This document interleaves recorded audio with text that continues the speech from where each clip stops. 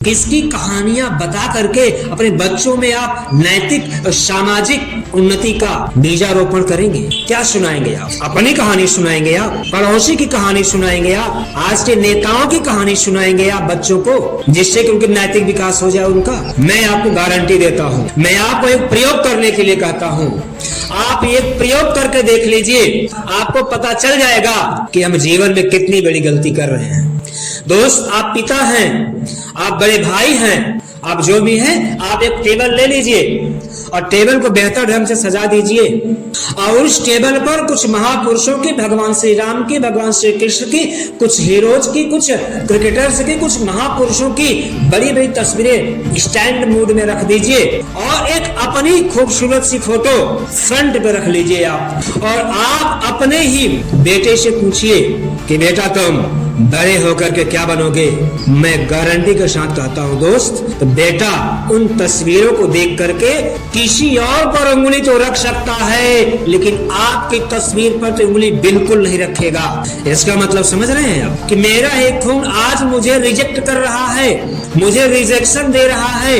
इसका मतलब ये है कि आज तक हमने उसकी नजरों में इतने बेहतरीन काम किए नहीं, इतने अच्छे संस्कारित काम किए नहीं, इतने नैतिक कर्म समाज में किए नहीं कि बेटा मुझ जैसा बनने में गर्व महसूस करे, या बेटा ये कह सके कि पिताजी मैं आपके जैसा बनूंगा।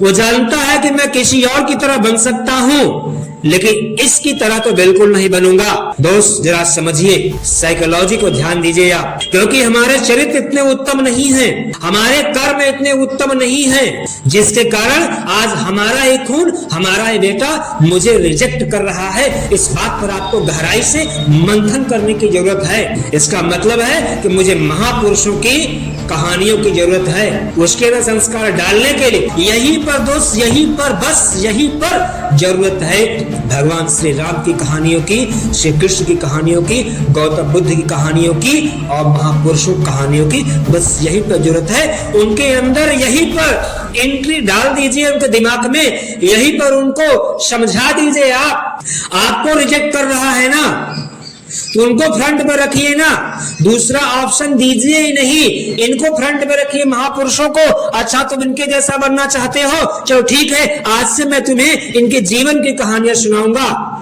और तुम्हें इनके जैसा बनना है। दोस्त भरोसा करिए, आने वाले समय में आपका बेटा होगा और आप उस पर गर्व महसूस करेंगे। आपका छोटा भाई होगा तो भाई होगा और आप उसे भाई कहने में गर्वान्वित महसूस करेंगे आप।